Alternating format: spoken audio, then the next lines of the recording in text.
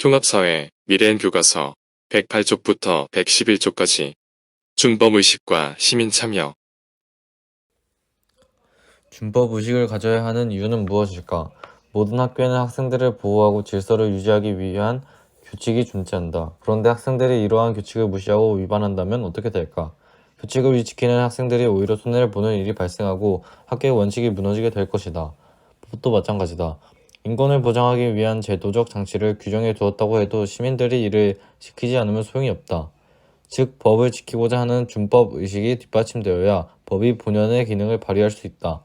다음 사례를 통해 이에 대해 살펴보자. 부산 땡땡대로에서 1톤 화물차가 불법 정차해 있던 25톤 화물차를 미처 발견하지 못하고 그대로 들이받아 운전자 A씨와 A씨의 9살 난 아들이 숨졌다.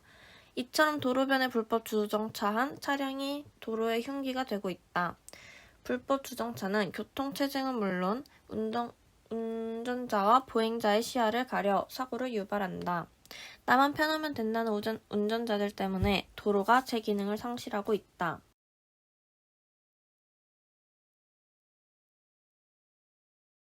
위 사례의 일부 운전자의 준법의식 결의로 도로 질서가 무너지고 다른 사람의 생명까지 앗아간 모습을 보여주고 있다. 만일 운전자들이 법을 잘 지켰다면 이런 일은 발생하지 않았을 것이다. 이처럼 시민 준법의식은 사회 질서를 유지한다. 복잡한 현대사회에서 우리는 각자의 이익을 추구하며 살아가고 있다. 따라서 우리가 법을 지킬 때 구성원 간 충돌을 막고 사회 질서를 유지할 수 있다. 또한 시민의 준법의식은 개인의 자유와 권리를 보호한다. 흔히 법이 자유를 제한하는 것으로 생각하기 쉽지만 법은 타인과 국가 권력으로부터 개인의 권리와 자유를 보호하기 위해 만들어진 것이다. 따라서 우리는 법을 지킴으로써 자유로운 생활을 보장받고 자신의 권리도 보호받을 수 있다. 시민 참여는 무엇이며 왜 필요할까? 시민들이 투철한 준법의식을 갖고 법을 준수할 때 사회 질서가 유지되고 공동체도 더욱 발전할 수 있다. 하지만 법이나 정책이 항상 바람직한 방향으로만 운영되는 것은 아니다. 시민의 감시가 없으면 정책 결정 과정이 불공정하게 이루어질 수 있어 시민들의 권리와 의사에 부합하지 않는 법과 정책이 만들어지기도 한다. 따라서 시민들의 참여의식을 갖고 정치 과정이나 사회의 공공 문제에 적극적으로 개입할 필요가 있는데 이를 시민참여라고 한다. 그렇다면 시민참여는 어떤 역할을 할까? 다음 사례를 알아보자.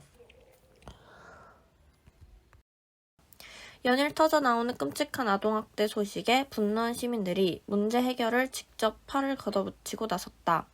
43개 시민단체는 아동학대 근절 대책 마련을 촉구하는 공동성명을 내고 학대 피해 아동을 위한 쉼터와 치료 지원 학대 예방을 위한 지역사회의 협업 강화 및 위기가정 지원 등 시민사회 10대 제안을 제시했다.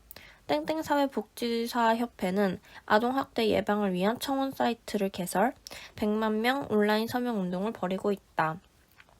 위 사례는 시민 참여를 통해 아동학대와 같은 인권 침해 사건을 재발을 방지하려는 노력을 보여주고 있다. 이처럼 시민 참여는 사회 구성원 모두의 권리와 이익이 존중받는 정의로운 사회 실현에 이바지 않는다. 현실의 문제점을 지적하고 이를 해결하기 위한 노력은 우리 사회를 변화시킴으로써 모든 사회 구성원들의 인간 존엄성이 보장되는 정의로운 사회에 다가서도록 하는 것이다.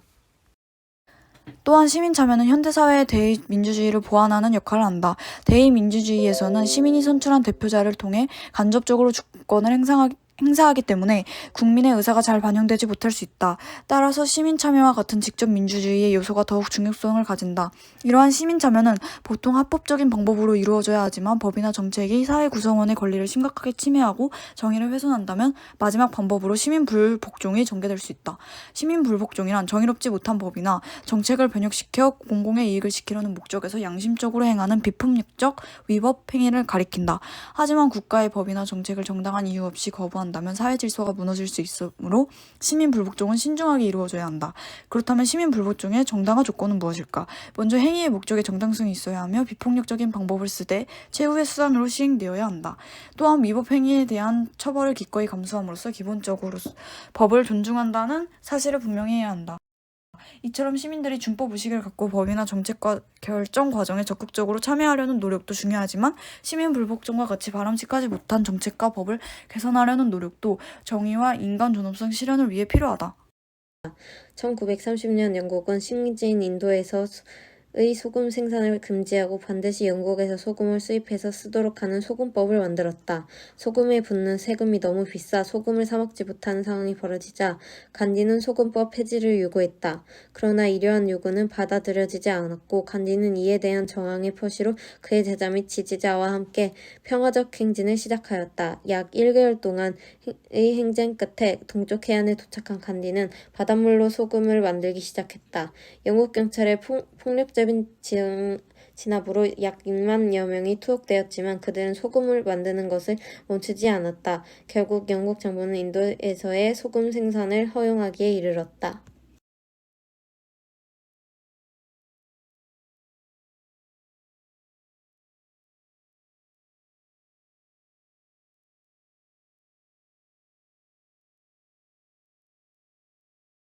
수고하셨습니다.